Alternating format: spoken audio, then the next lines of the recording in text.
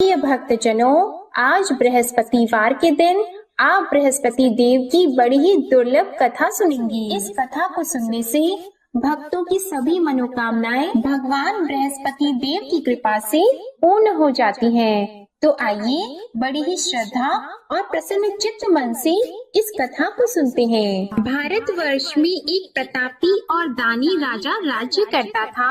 वह नित्य गरीबों और ब्राह्मणों की सहायता करता था। यह बात उसकी रानी को अच्छी नहीं लगती थी। वह न ही गरीबों को दान देती, न ही भगवान का पूजन करती थी और राजा को भी दान देने से मना किया करती थी। एक दिन राजा शिकार खेलने वन को गए हुए थे, तो रानी महल में अकेली थी। उसी समय बृहस्पति देव साधु वेश में राजा के महल में भिक्षा लेने के लिए गए और भिक्षा मांगी, तो रानी ने भिक्षा देने से इनकार कर दिया और कहा, हे साधु महाराज, मैं तो दान पुण्य से तंग आ गई हूँ। मेरा पति सारा धन लुटाते रहते हैं। मेरी इच्छा है कि हमारा धन नष्ट हो जाए, फिर न रहेगा बांस, न बजेगी बांसुरी। साधु ने कहा, देवी तुम तो बड़ी विचित्र हो। धन संतान तो सभी चाहते हैं, पुत्र और लक्ष्मी तो पापी के घर भी होने चाहिए। यदि तुम्हारे पास अधिक धन है तो भूखों को भोजन दो, प्यासों के लिए प्याऊ बनवाओ, मुसाफिरों के लिए धर्मशालाएं खुलवाओ। जो निर्धन अपनी कुंवारी कन्याओं का विवाह नहीं कर सकते, उनका विवाह करा दो। ऐसे और कई काम हैं जिनके करने से तुम्हारा यश लोक और परलोक में फैलेगा। परंतु रानी पर उपदेश का कोई प्रभाव नहीं पड़ा। वह बोली, महाराज आप मुझे कुछ न समझाएं, मैं ऐसा धन नहीं चाहती जो हर जगह बांटती फिरूं। साधु ने उत्तर दिया, यदि तुम्हारी ऐसी इच्छा है तो तथास्तु।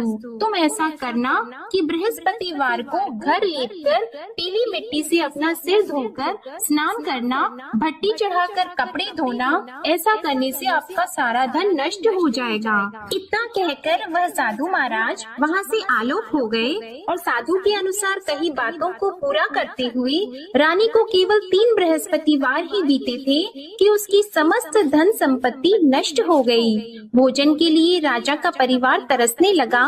तब एक दिन राजा ने रानी से बोला कि हे रानी, तुम यहीं रहो, मैं दूसरे देश को जाता हूँ, क्योंकि यहाँ पर सभी लोग मुझे जानते हैं, इसलिए मैं कोई छोटा कार्य नहीं कर सकता। ऐसा कहकर राजा परदेश चला गया। वह जंगल से लकड़ी काट कर लाता और शहर में बेचता था। इस तरह वह अपना जीवन व्यतीत करने लगा।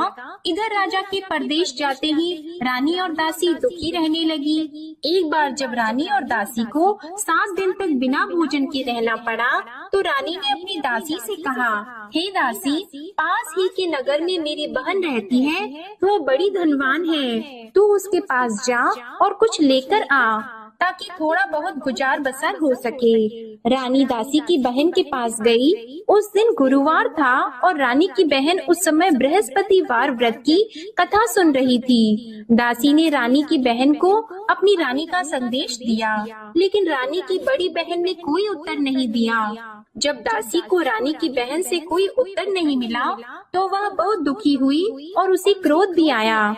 दासी ने वापस आकर रानी को सारी बात बता दी। सुनकर रानी ने अपने भाग्य को कोसा। उधर रानी की बहन ने सोचा कि मेरी बहन की दासी आई थी, परंतु मैं उससे नहीं बोली, इससे वह बहुत दुखी हुई होगी। कथा सुनकर और पूजन समाप्त करके वह अपनी बहन के घर आई और कहने लगी, हे बहन, मैं बृहस्पतिवार का व्रत कर रही थी, तुम्हारी दासी मेरे घर आई थी, परंतु जब तक कथा होती है तब तक न तो उठते हैं और नहीं बोलते हैं, इसलिए मैं नहीं बोली। कहो दासी क्यों गई थी? रानी बोली, बहन तुमसे क्या छिपाऊं, हमारे घर में खाने तक को अनाज नहीं था। ऐसा कहते कहते रानी की आंखें भर आई। उसने दासी समेत पिछले 7 दिनों से भूखे रहने तक की बात अपनी बहन को विस्तार पूर्वक सुना दी। रानी की बहन बोली, देखो बहन, भगवान बृहस्पति सबकी मनोकामना को पूर्ण करते हैं। देखो शायद तुम्हारे घर में अनाज रखा हो। पहले तो रानी को विश्वास नहीं हुआ, पर बहन के आग्रह करने पर उसने अपनी दासी को अंदर भेजा तो उसे सचमुच अनाज से भरा एक घड़ा मिल गया। यह देखकर दासी को बड़ी हैरानी हुई। दासी रानी से कहने लगी, हे रानी, जब हमको भोजन नहीं मिलता तो हम व्रत ही तो करते हैं, इसलिए क्यों न इनसे व्रत और कथा की विधि पूछ ली जाए ताकि हम भी व्रत कर सकें। तब रानी ने अपनी बहन से बृहस्पतिवार व्रत के बारे में पूछा। उसकी बहन ने बताया, बृहस्पतिवार के व्रत में चने की दाल और मुनक्का से विष्णु भगवान का केले की जड़ में पूजन करें तथा दीपक जलाएं, व्रत कथा सुने और पीला भोजन ही करें। इससे बृहस्पति देव प्रसन्न होते हैं। और व्रत और पूजन विधि बताकर रानी की बहन अपने घर को लौट गई। 7 दिन के बाद जब गुरुवार आया तो रानी और दासी ने व्रत रखा। घुड़साल में जाकर चना और गुड़ लेकर आई, फिर उससे केले की जड़ तथा विष्णु भगवान का पूजन किया। अब पीला भोजन कहाँ से आए, इस बात को लेकर दोनों बहुत दुखी थी। क्योंकि उन्होंने व्रत रखा था, इसलिए बृहस्पति देव उनसे प्रसन्न थे। इसलिए वे एक साधारण व्यक्ति का रूप धारण करके 2 थालों में सुंदर पीला भोजन दासी को दे गए। भोजन पाकर दासी बहुत प्रसन्न हुई और फिर रानी के साथ मिलकर भोजन ग्रहण किया। उसके बाद वे सभी गुरुवार को व्रत और पूजन करने लगी। बृहस्पति भगवान की कृपा से उनके पास फिर से धन संपत्ति आ गई, परंतु रानी फिर से पहले की तरह आलस्य करने लगी। तब दासी बोली, देखो रानी, तुम पहले भी इस प्रकार आलस्य करती थी, तुम्हें धन रखने में कष्ट होता था, इस कारण सभी धन नष्ट हो गया, और अब जब भगवान बृहस्पति की कृपा से धन मिला है तो तुम्हें फिर से आलस्य होता है।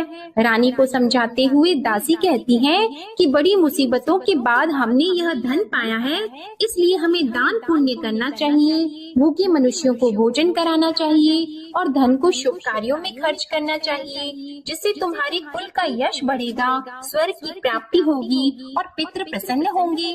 दासी की बात मानकर रानी अपना धन शुभ कार्यों में खर्च करने लगी, जिससे पूरे नगर में उसका यश फैलने लगा। उधर एक दिन राजा दुखी होकर जंगल में एक पेड़ के नीचे आसन जमाकर बैठ गया। वह अपनी दशा को याद करके व्याकुल होने लगा। बृहस्पतिवार का दिन था। एकाएक उसने देखा कि निर्जन वन में एक साधु प्रकट हुए। वह साधु वेश में स्वयं बृहस्पति देवता थे।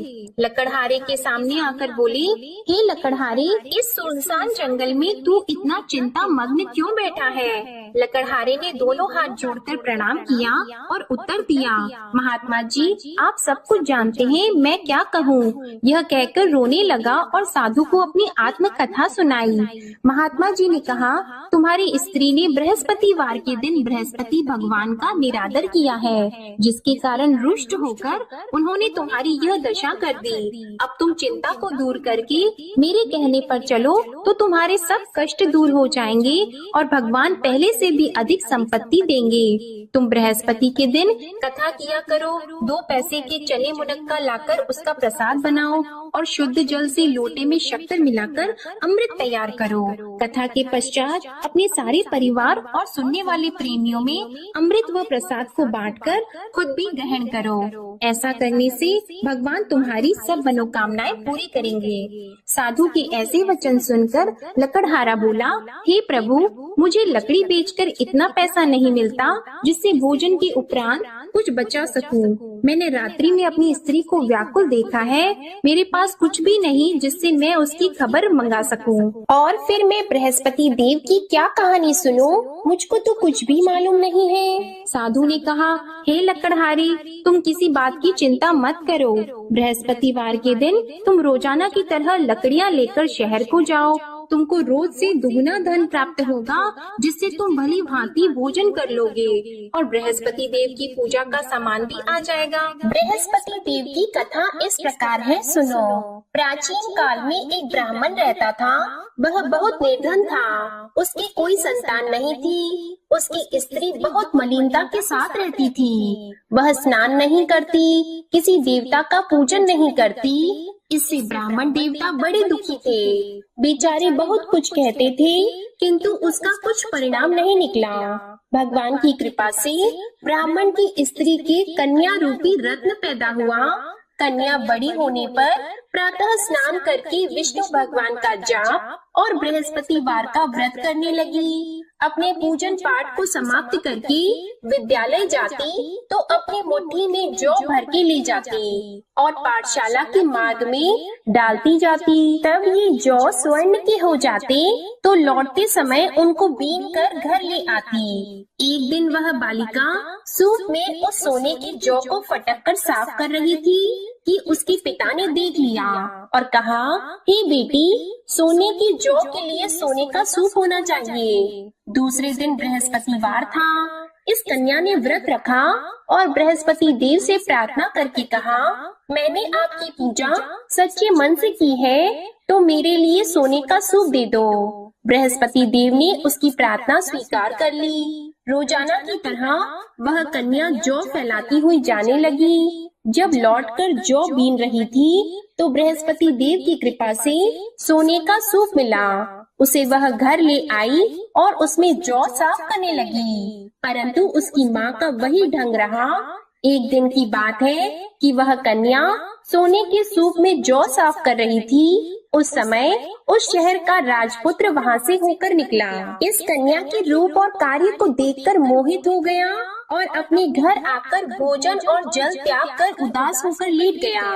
राजा को इस बात का पता लगा तो अपने प्रधानमंत्री के साथ उसके पास गए और बोले, हे बेटा, तुम्हें किस बात का कष्ट है? किसी ने तुम्हारा अपमान किया है अथवा और कोई कारण हो सो कहो, मैं वही कार्य करूँगा जिससे तुम्हें प्रसन्नता हो। अपने पिता की राजकुमार ने बातें सुनी तो वह बोला, मुझे आपकी कृपा से किसी बात का दुख नहीं है। किसी ने मेरा अपमान नहीं किया है, परंतु मैं उस लड़की से विवाह करना चाहता हूँ जो सोने के सूप में जौ साफ कर रही थी। यह सुनकर राजा आश्चर्य में पड़ गया और बोला, हे बेटा, इस तरह की कन्या का पता तुम ही लगाओ, मैं उसके साथ तेरा विवाह अवश्य ही करवा दूंगा।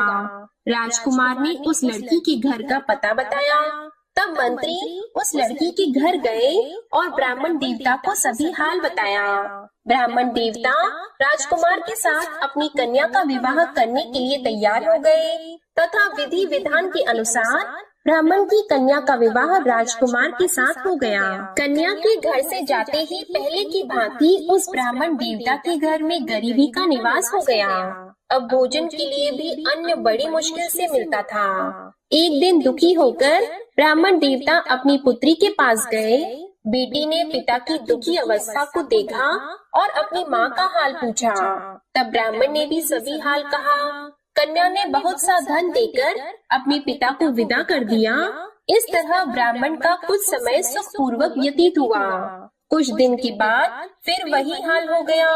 ब्राह्मण फिर अपनी कन्या के यहाँ गया और सारा हाल कहा तो लड़की बोली, हे पिताजी, आप माताजी को यहाँ ले आओ, मैं उन्हें विधि बता दूंगी जिससे उनकी गरीबी दूर हो जाए।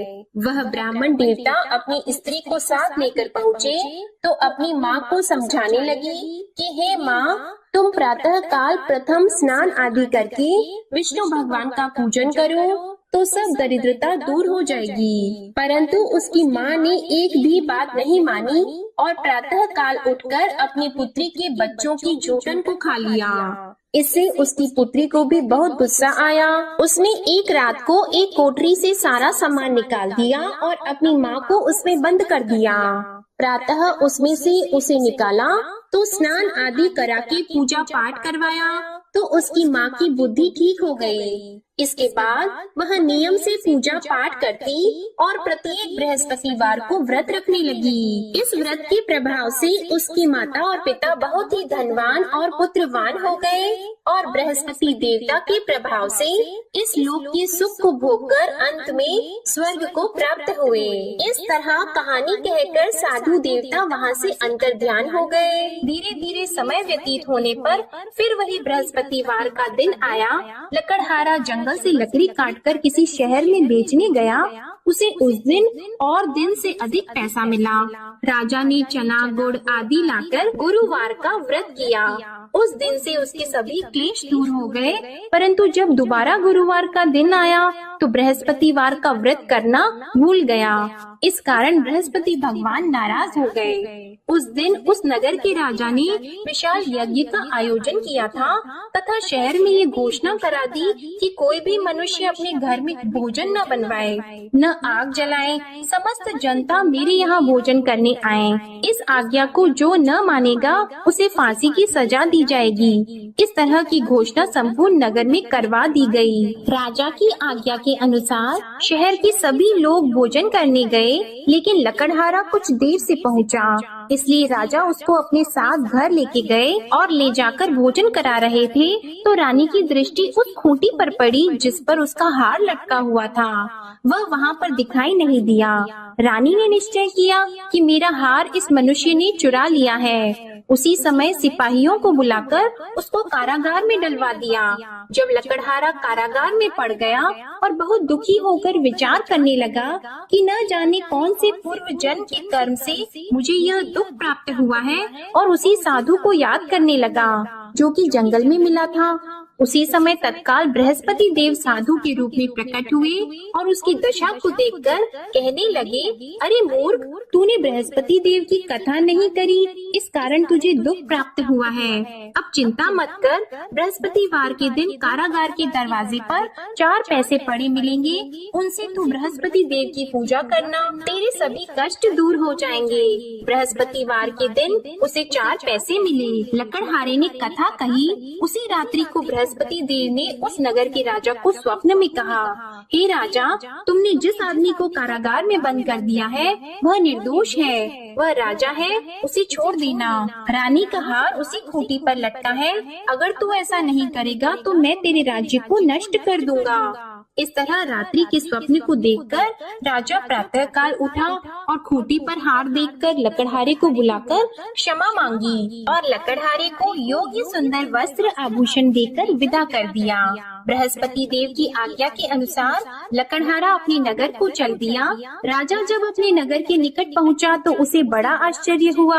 नगर में पहले से अधिक बाग, तालाब, कुएं तथा बहुत सी धर्मशाला, मंदिर आदि बन गई हैं। राजा ने पूछा, यह किसका बाग और धर्मशाला है? तब नगर के सब लोग कहने लगे, यह सब रानी और बंदी के हैं। तो राजा को आश्चर्य हुआ और गुस्सा भी आया। जब रानी ने यह खबर सुनी कि राजा आ रहे हैं तो उन्होंने दासी से कहा, हे दासी, देख राजा हमको कितनी बुरी हालत में छोड़ गए थे, हमारी ऐसी हालत देखकर वह लौट न जाए, इसलिए तू दरवाजे पर खड़ी हो जा। आज्ञा के अनुसार दासी दरवाजे पर खड़ी हो गई। राजा आए तो उन्हें अपने साथ लेकर आई। तब राजा ने क्रोध करके अपनी रानी से पूछा कि यह धन तुम्हें कैसे प्राप्त हुआ है? तब उन्होंने कहा, हमें यह सब धन बृहस्पति देव के इस व्रत के प्रभाव से प्राप्त हुआ है। राजा ने निश्चय किया कि 7 रोज बाद तो सभी बृहस्पति देव का पूजन करते हैं, परंतु मैं प्रतिदिन दिन में 3 बार कहानी और रोज व्रत किया करूँगा। अब हर समय राजा के दुपट्टे में चने की दाल बंधी रहती और दिन में 3 बार कहानी कहते। एक रोज राजा ने विचार किया कि चलो अपनी बहन के यहाँ हो आवे। इस तरह निश्चय करके राजा घोड़े पर सवार होकर अपनी बहन के यहाँ को चलने लगा। मार्ग में उसने देखा कि कुछ आदमी एक मुर्दे को लिए जा रहे हैं। उन्हें रोककर राजा कहने लगा, अरे भाइयों, मेरी बृहस्पति देव की कथा सुन लो। वे बोले, लो हमारा तो आदमी मर गया है, इसको अपनी कथा की पड़ी है। परंतु कुछ आदमी बोले, अच्छा कहो, हम तुम्हारी कथा भी सुनेंगे। राजा ने दाल निकाली और जब कथा आदि हुई थी कि मुर्दा हिलने लग गया, और जब कथा समाप्त हो गई तो राम राम करके मनुष्य उठकर खड़ा हो गया। आगे मार्ग में उसे किसान खेत में हल चलाता मिला तो राजा ने उसे देखकर बोला, अरे भैया, तुम मेरी बृहस्पतिवार की कथा सुन लो। किसान बोला, जब तक मैं तेरी कथा सुनूंगा तब तक 4 हरैया जोत लूंगा, जा अपनी कथा किसी और को सुनाना। इस तरह राजा आगे चलने लगा। राजा के हटते ही बैल पछाड़ खाकर गिर गए और किसान के पेट में बड़ी जोर का दर्द होने लगा। उस समय उसकी माँ रोटी लेकर आई और उसने जब यह देखा तो अपने पुत्र से सब हाल पूछा और बेटे ने सभी हाल कह दिया। तो बुढ़िया दौड़ी दौड़ी उस घुड़सवार के पास गई और उससे बोली कि मैं तेरी कथा सुनूंगी, तू अपनी कथा मेरे खेत पर चलकर ही कहना। राजा ने बुढ़िया के खेत पर जाकर कथा कही, जिसके सुनते ही वह बैल उठकर खड़े हुए तथा किसान के पेट का दर्द भी बंद हो गया। राजा अपनी बहन के घर पहुंचा। बहन ने भाई की खूब मेहमानी की। दूसरे रोज प्रातः काल राजा जगा तो वह देखने लगा कि सब लोग भोजन कर रहे हैं। राजा ने अपनी बहन से कहा, ऐसा कोई मनुष्य है जिसने भोजन नहीं किया हो? मेरे बृहस्पतिवार की कथा सुन ले। बहन बोली, हे भैया, यह देश ऐसा है कि पहले यहाँ लोग भोजन करते हैं, बाद में अन्य काम करते हैं। अगर कोई पड़ोस में हो तो देख आऊं। वह ऐसा कहकर देखने चली गई, परंतु उसे कोई ऐसा व्यक्ति नहीं मिला जिसने भोजन न किया हो।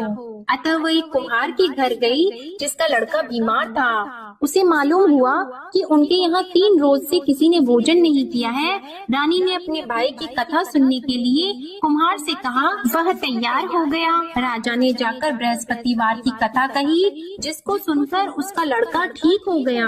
अब तो राजा की प्रशंसा होने लगी। एक रोज राजा ने अपनी बहन से कहा कि हे बहन, हम अपने घर को जाएंगे, तुम भी तैयार हो जाओ। राजा की बहन ने अपनी सास से कहा तो सास ने कहा, हाँ चली जा, परंतु अपने लड़कों को मत ले जाना, क्योंकि तेरे भाई की कोई औलाद नहीं है। बहन ने अपने भैया से कहा, हे भैया, मैं तो चलूंगी पर कोई बालक नहीं चलेगा। तो राजा बोला, जब कोई बालक नहीं चलेगा तब तुम ही क्या करोगी? बड़े दुखी मन से राजा अपने नगर को लौट आया। राजा ने अपनी रानी से कहा, हम निर्वंशी हैं, हमारा मुंह देखने का धर्म नहीं है और कुछ भोजन आदि नहीं किया है। रानी बोली, हे प्रभु, बृहस्पति देव ने हमें सब कुछ दिया है, वह हमें औलाद अवश्य देंगे। उसी रात को बृहस्पति देव ने राजा से स्वप्न में कहा, हे राजा उठो, सभी सोच त्याग दो, तेरी रानी गर्भ से है। राजा को यह बात सुनकर बड़ी खुशी हुई। 9वें महीने में उसके गर्भ से एक सुंदर पुत्र पैदा हुआ। तब राजा बोला, हे रानी, स्त्री बिना भोजन के रह सकती है पर बिना कहे नहीं रह सकती। जब मेरी बहन आएगी तुम उससे कुछ मत कहना। रानी ने सुनकर हाँ कर दिया। जब राजा की बहन ने यह शुभ समाचार सुना तो वह बहुत खुश हुई और बधाई लेकर अपने भाई के यहाँ आई। तभी रानी ने कहा, घोड़ा चढ़कर तो नहीं आई है, गधा चढ़कर आई है। राजा की बहन बोली, भाभी, मैं इस प्रकार न कहती तो तुम्हें औलाद कैसे मिलती? बृहस्पति देव ऐसे ही हैं, जैसी जिसके मन में कामनाएं हैं सभी को पूर्ण करते हैं। जो सद्भावना पूर्वक बृहस्पतिवार का व्रत करता है एवं कथा पढ़ता है अथवा सुनता है, दूसरों को सुनाता है, बृहस्पति देव उनकी सभी मनोकामनाएं पूर्ण करते हैं। बृहस्पति देव उनकी सदैव रक्षा करते हैं। जो संसार में सद्भावना और सच्चे हृदय से बृहस्पति देव का पूजन करते हैं, उनकी सभी मनोकामनाएं उसी प्रकार पूर्ण होती हैं, जैसे राजा और रानी ने बृहस्पति देव की कथा का गुणगान किया। उनकी सभी इच्छाएं बृहस्पति देव ने पूर्ण की। मनुष्य को हृदय से उनका मनन करते हुए जयकारा करना चाहिए। तो प्रेम से बोलिए, बृहस्पति देव की जय, विष्णु भगवान की जय, समस्त देवी देवताओं की जय। अब आप भगवान बृहस्पति देव की आरती श्रवण कीजिए। ओम जय बृहस्पति देवा, ओम जय बृहस्पति देवा, छिन्न छिन्न भोग लगाऊं, कदली फल मेवा। ओम जय बृहस्पति देवा, तुम पूर्ण परमात्मा, तुम अंतर्यामी, जगत पिता जगदीश्वर, तुम सबके स्वामी। ओम जय बृहस्पति देवा, चरणामृत निज निर्मल, सब पातक हरता, सकल मनोरथ दायक, कृपा करो भरता।